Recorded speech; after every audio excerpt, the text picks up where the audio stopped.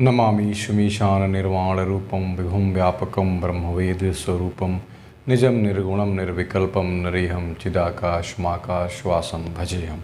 ओम नमः शिवाय। Hello my dear students, I hope you are good and well. तो मुझे कमेंट आया था, कमेंट ये था कि सर रेशियो प्रोपोर्शन पर भी एक वीडियो बनाइए। कमेंट आप देख सकते हैं। तो मैंने सोचा क्यों ना इस पर एक वीडियो बनाया जाए, क्योंकि बेहद संजीदा टॉपिक है, बेहद इम्पॉर्टेंट टॉपिक है।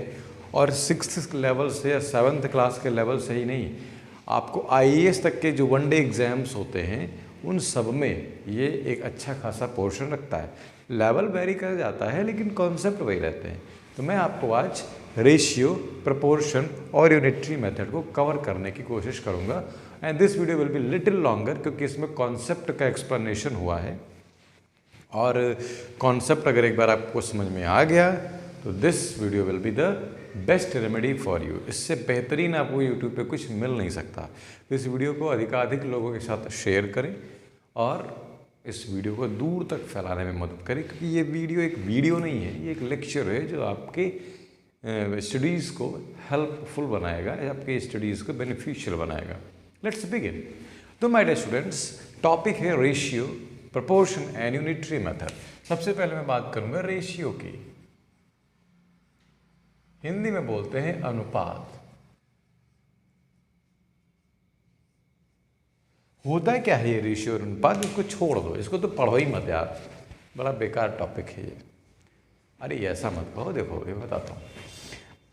इमेजिन करो आपके स्कूल में एक रेस हो रही है, रेस, और उस रेस में एक ही कंटेस्टेंट है और आप बताओ फर्स्ट कौन आएगा?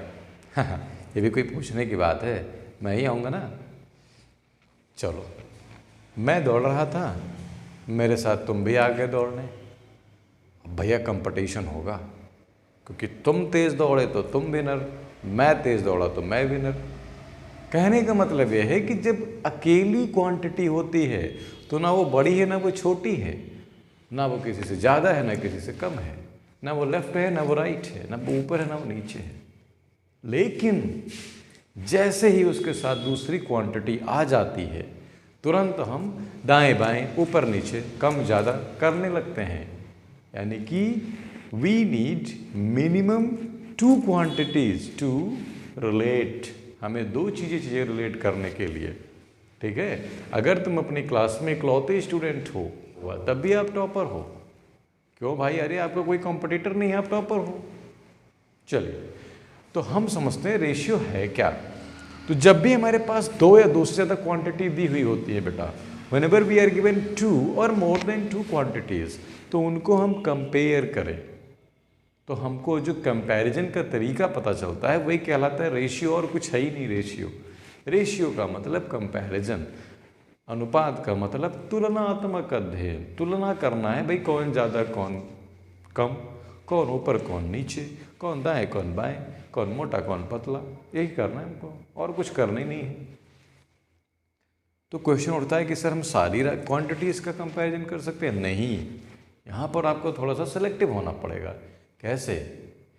आप 2 सेम क्वांटिटीज़ की कंपैरिजन कर सकते हैं, मतलब लेंथ की लेंथ के साथ कंपैरिजन, वेट का वेट के साथ कंपैरिजन।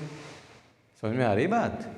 लेंथ का कंपैरिजन लेंथ के साथ करोगे आप। ये नहीं कि एक तरफ आपने लेंथ रख दिया और एक तरफ आपने वेट कर दिया और कहा कंपेयर करो कौन ज़्यादा है।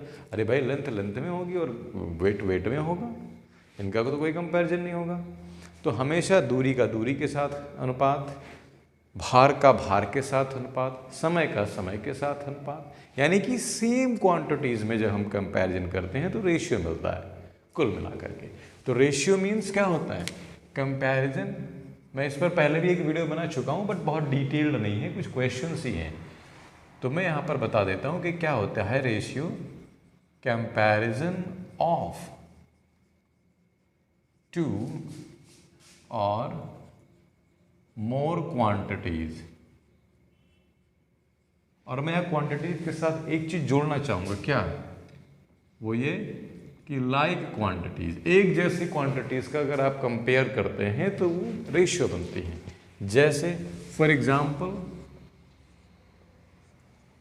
लेंथ का लेंथ के साथ कंपैरिजन, लेंथ का लेंथ के साथ,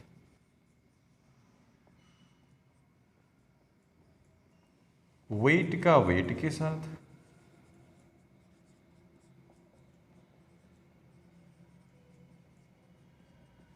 टाइम का टाइम के साथ,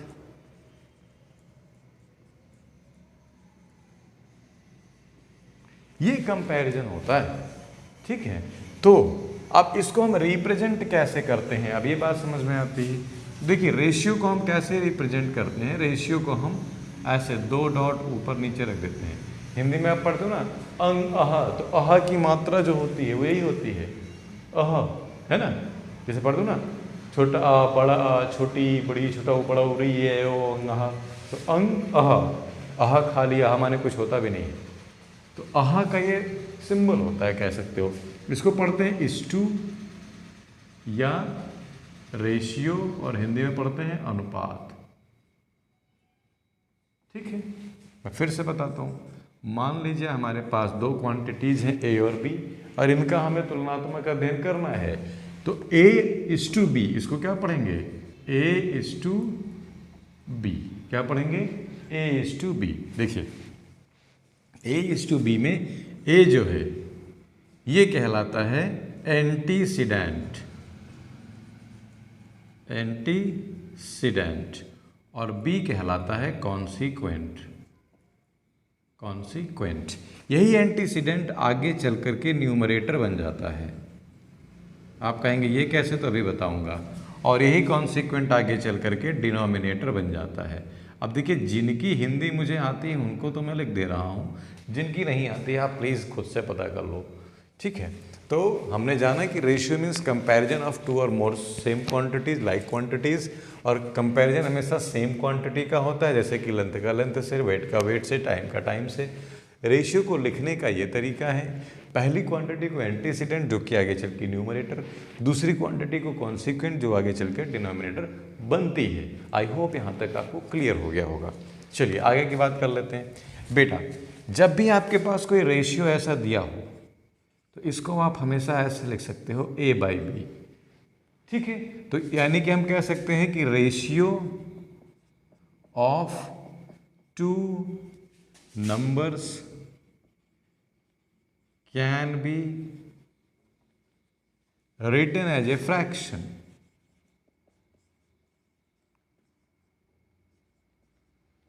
एज ए फ्रैक्शन, इनको हम एक फ्रैक्शन के रूप में लिख सकते हैं, लेकिन केवल 2 नंबर के लिए सुविधा लागू है। 2 नंबर ज़्यादा जहाँ ज़्यादा बढ़ गए फिर इसमें परिवर्तन होने लगेगा, क्योंकि फ्रैक्शन में हमारे पास न्यूमरेटर और डिनोमिनेटर ही होते हैं। चलिए आगे बढ़ते हैं थोड़ा सा। तो यहाँ तक आपको समझ में आ गया होगा, ऐसा मेरा मानना है, और ऐसा आपने शो भी किया है। चलिए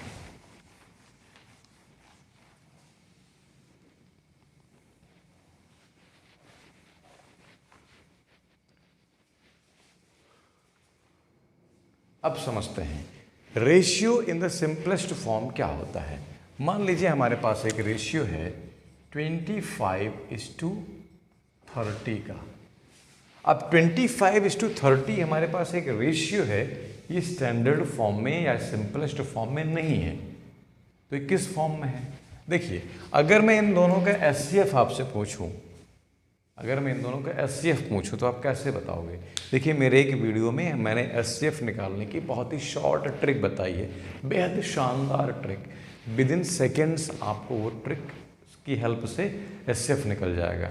देखिए 25 और 30 के जब आप एचसीएफ निकालेंगे तो 5 आएगा। तो इसको आप क्या करेंगे, 25 को डिवाइड कर देंगे 5 से, और लगे हाथ आप 30 को भी डिवाइड कर देंगे 5 से। ध्यान रखना इस समय डिवीजन या मल्टीप्लिकेशन करते समय दोनों में करना, एक में करोगे दूसरा नाराज हो जाएगा, और ये आप चाहोगे नहीं कि भाई नाराज हो। आप तो यहाँ सबको खुश करने के लिए आए हो ना, तो नाराज मत होने देना बेटा, ये मेरी आपसे रिक्वेस्ट है। तो 5 से इसको डिवाइड कर दोगे 5 टाइम्स, इसको डिवाइड कर दोगे 6 टाइम्स, तो ये आ जाएगा 5:6। तो ये अपने स्टैंडर्ड फॉर्म में आ गया, इसको बोलते हैं स्टैंडर्ड या सिंपलेस्ट फॉर्म।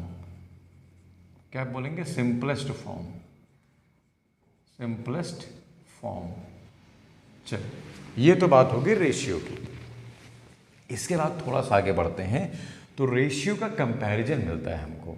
तो रेशियो का कंपैरिजन क्या होता है, देखिए अब आप कहेंगे सर 2 नंबर का तो कंपैरिजन रेशियो था, तो बेटा रेशियो का भी कंपैरिजन होता है कि 2 रेशियो बराबर हैं या नहीं। तो कंपैरिजन ऑफ रेशियोज इसको कैसे करोगे, तो उससे पहले मैं आपको एक रूल बता देता हूँ बेटा। देखो ये है मिस्टर प्यारे और ये है मिस्टर मोहन। ये है प्यारे प्यारे प्यारे और ये है मोहन मोहन प्यारे मोहन मोहन प्यारे प्यारे मोहन। अरे आगे भी बढ़ो। देखिए प्यारे और मोहन में क्या है, एक ही रिश्ता हो सकता है, या तो प्यारे और मोहन बहुत अच्छे दोस्त हों, क्या हो, दोस्त हो, या तो ये एक दूसरे वो ऐसी वाली दुश्मनी, या तो फ्रेंड होंगे या तो दुश्मन होंगे या एक दूसरे से अनजान होंगे, अनफैमिलियर होंगे।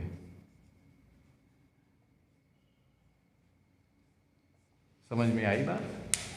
प्यारे और मोहन या तो एक दूसरे के दोस्त हैं, या तो एक दूसरे के दुश्मन होंगे, या एक दूसरे से बिल्कुल अनजान होंगे। क्या इसके अलावा कोई रिश्ता हो सकता है तीनों में? बिल्कुल नहीं। अरे भाई मान लो दोस्त हैं तो एक दूसरे से बहुत गहरी दोस्ती है। कौन सी? जय वीरू ये दोस्ती हम नहीं छोड़ेंगे, वो वाली। या तो क्या ये गाना और ये सब बातें हमारे स्टडीज से रिलेटेड है? बिल्कुल भाई, मैं यहाँ गाना गाने नहीं खड़ा हुआ हूँ। गाना गाना होता तो मैं बॉलीवुड में होता। चलिए तो कंपैरिजन ऑफ रेशियो में हम क्या देखते हैं कि प्यारे ही देखो आ रहे हैं। 2 रेशियो ले लो, A/B और C/D। इनमें एक ही रिश्ता होगा क्या? देखिए कौन कौन सा रिश्ता हो सकता है। पहला, A/B या तो C/D से बड़ा होगा। दूसरी बात, A/B C/D से छोटा होगा। तीसरी बात, A/B C/D के बराबर होगा। इसके अलावा कोई और रिश्ता नहीं होगा। चलो प्यारे मोहन को थोड़ा सा किनारे किया जाए। Bye bye. चलो आगे देखते हैं हम कंपेयर कैसे करेंगे। देखिए हमारे पास 2 रेशियो हैं, A/B और C/D। बिल्कुल कूल माइंड होकर समझना, A/B और C/D हमारे पास 2 रेशियो हैं। अब हमें इनको कंपेयर करना है। अब आप कहोगे सर आपने तो इनको फ्रैक्शन में लिख रखा है। अरे भाई फ्रैक्शन में लिख रखा है, ऐसे लिख लो।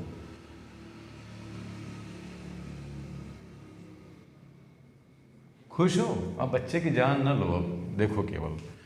तो देखिए मैं क्या करता हूं, पहले का एंटीसीडेंट और दूसरे की कॉन्सिक्वेंट का प्रोडक्ट लूंगा।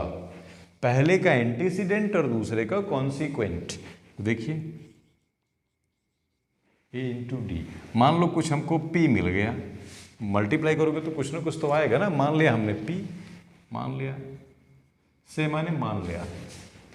फिर क्या करेंगे, पहले का कॉन्सिक्वेंट और दूसरे का एंटीसीडेंट मल्टीप्लाई करेंगे, यानी B इंटू सी करेंगे, और ये मान लिया हमें Q आ गया।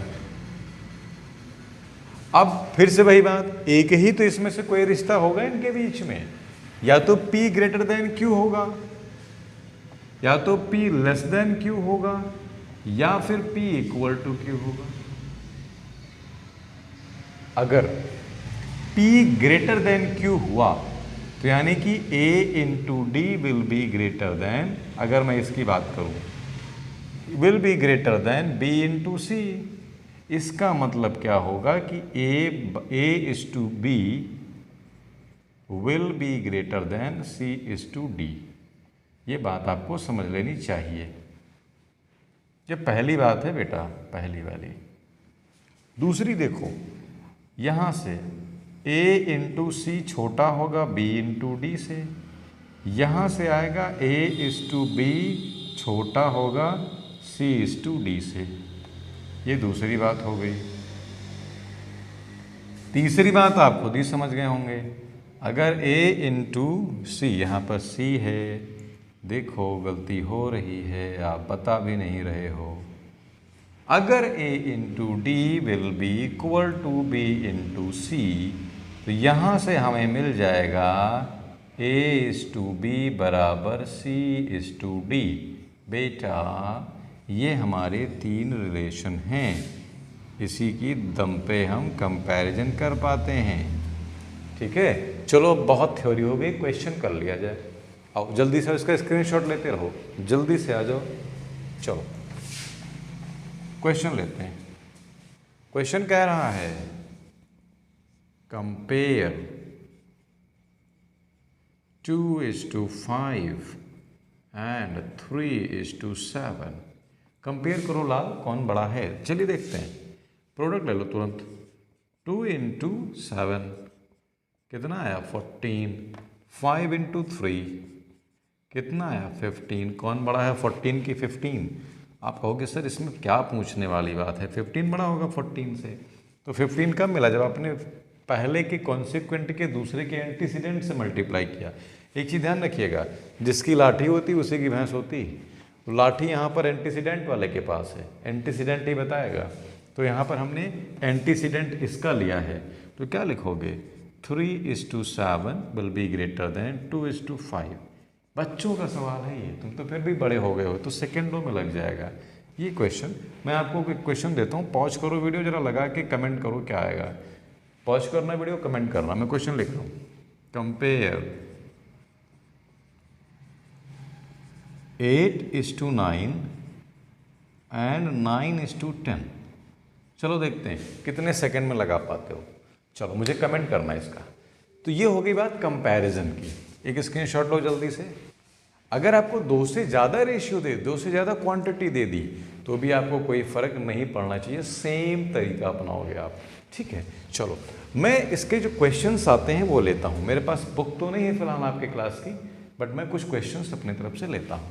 देखिए question, divide 1440 among Ramesh, Sohan and Jack in the ratio कौन सा 2:3:4 7। आपको ₹1440 रमेश, सोहन और जैक को किस रेशियो में बांटना है 2:3:7। देखो कैसे लगेगा, बेहद आसान सवाल। टोटल मनी आपके पास कितनी है बेटा, टोटल मनी और मनी यू हैव कितना डिवाइड करना है आपको, पहले वो लिख लो। 1440 रुपीज़ हैं आपके पास कुल। अब रेशियो लिख लो क्या होगा। मैं रमेश के लिए R, सोहन के लिए S और जैक के लिए J लिखता हूँ। तो देखिए गिवन रेशियो क्या दिया है बेटा, जल्दी बताओ। मैं लिखता हूँ रेशियो क्या है, R:S:J 2:3:7। अब कहोगे सर आगे क्या, अरे सुनो तो, सम निकालो बेटा जल्दी से, सम ऑफ रेशियोज। बताइए क्या होगा, 2 + 3 + 7। आप कहोगे सर 12 आ गया, 2 × 3 = 5 × 7 = 12। मैंने कहा बेटा 1 सेकंड में आंसर ले लो। कैसे, मुझे निकालना है शेयर किसका, रमेश का। तब लिखोगे रमेश का शेयर। बेटा इन तीनों रेशियो में रमेश कितना रखते हैं अपना हिस्सा, 2, यानी 2 टाइम्स 2। आउट ऑफ इनका सम 12, कितने रुपए हैं टोटल 1440। कितना डिवाइड करो, तो 12 से डिवाइड करोगे तो 120 टाइम्स आएगा, और 2 × 120 से मल्टीप्लाई करोगे तो आएगा 240। ये किसका शेयर आया, रमेश का। मैं आपको सोहन का भी शेयर दे देता हूँ। सोहन का शेयर क्या होगा, सोहन शेयर हाजिर हो जल्दी से। देखिए सोहन बाबा कितना लेकर के बैठे हैं, 3, कितने में 12 में। टोटल कितना है हमारे पास 1440। चलो काट दो तो ये तो वही आने वाला है हर बार। इसको जब आप मल्टीप्लाई करोगे तो आएगा 3 × 120, और इसको जब आप पाओगे तो 360 आएगा। मैं आपसे कहता हूँ बचा हुआ शेयर जैक का है सबसे ज़्यादा, जैक का शेयर आप निकालो और जैक से मार के छीन लो। अरे छीनना नहीं, सिंसियर ना हो जाए इतना, ये आप निकालना, ठीक है। तो ये बात हो गई रेशियो की। ऐसे ही आपको अगर दे दिया गया कि ट्रायंगल्स के एंगल्स जो हैं वो रेशियो में है 135 या ऐसे कुछ, तो आप निकाल सकते हैं, इतना आपको आता है। नेक्स्ट कॉन्सेप्ट, अगर इसमें कुछ आपको नहीं समझ में आया होगा तो आप कमेंट कीजिएगा, I will try to cover in the next video. चलिए, इसके बाद जो टॉपिक आता है वो आता है प्रपोर्शन का। तो प्रपोर्शन का मैं आपको हल्का सा आइडिया दे देता हूँ, और यूनिटरी मेथड पे मैं एक सेपरेट वीडियो बना दूंगा। देखिए,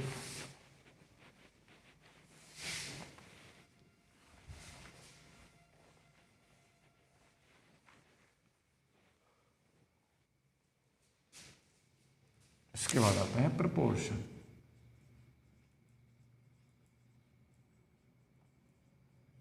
इसको हिंदी में बोलते हैं समानुपात।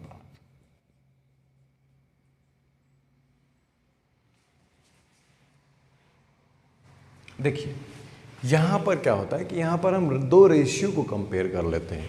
जैसे A:B एक रेशियो है और C:D दूसरा रेशियो है।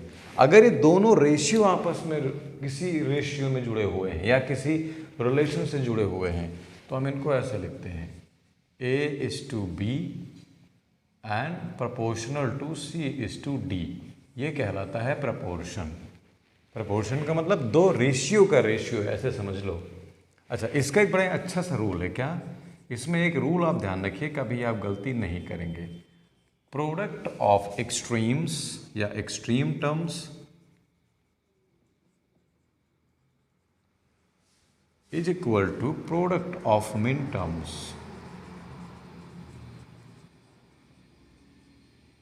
और मिडिल टर्म्स। अब आप कहेंगे सर रूल तो आपने लिख दिया, बताया है ही नहीं, ये क्या है? अरे सब्र करो, सब बताता हूं। ए और डी, देखो इधर से जब तुम गोला बारूद फेंकोगे तो कौन संभालेगा? ए। और पीछे से जब घुसोगे तो कौन संभालेगा? डी। तो यही दोनों तो बनेंगे एक्सट्रीम टर्म्स। बाहर सपोर्ट क्यों भैया? ए है, ये डी है, ना डी आने देगा ना ए आने देगा, दोनों तरफ से कौन रोक रहा है? ए और डी। तो ए और डी को हमने क्या कहा? एक्सट्रीम टर्म्स, ए और डी। और देखो, इधर से गए तो बी मौज ले रहा है, अंदर मुस्कुरा रहा है। इधर गए तो सी मुस्कुरा रहा है अंदर। क्यों? क्योंकि बाहर संभालने वाले बैठे हैं। तो इनको क्या बोलोगे आप? Middle terms. ठीक है, तो ये होते हैं हमारे रूल का, मतलब एक पार्टिकुलर रूल का, जो कि बेहद इंपॉर्टेंट है। ये बेहद इंपॉर्टेंट रूल है। इसके बाद आता है कॉन्टिन्यूड प्रपोर्शन।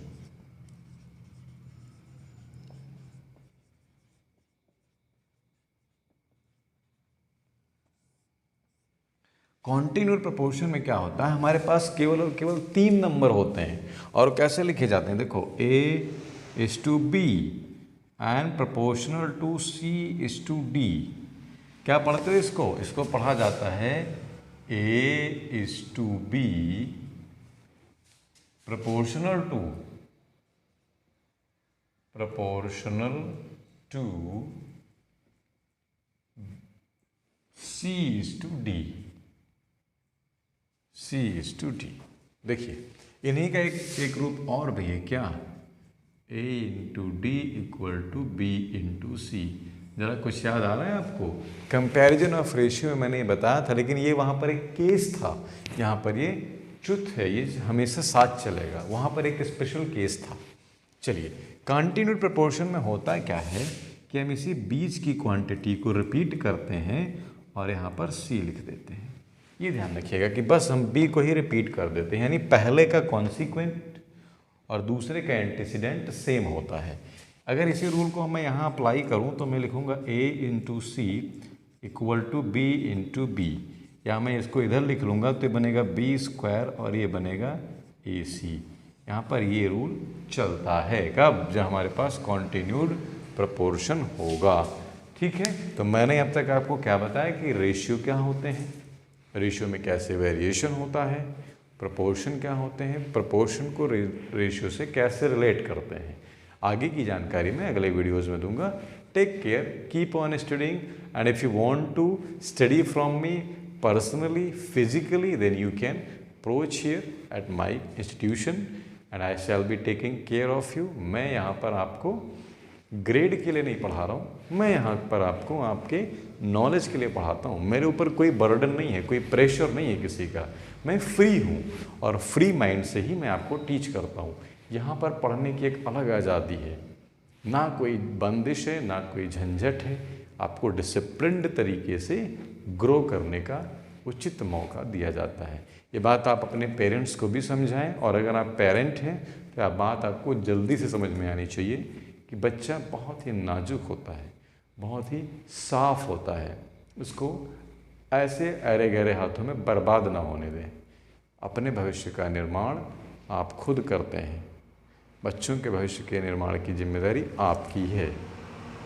आइए मेरे साथ जुड़ते हैं और एक नए भारत का इतिहास लिखते हैं। मिलते हैं अगले वीडियो में। Take care, thank you so much.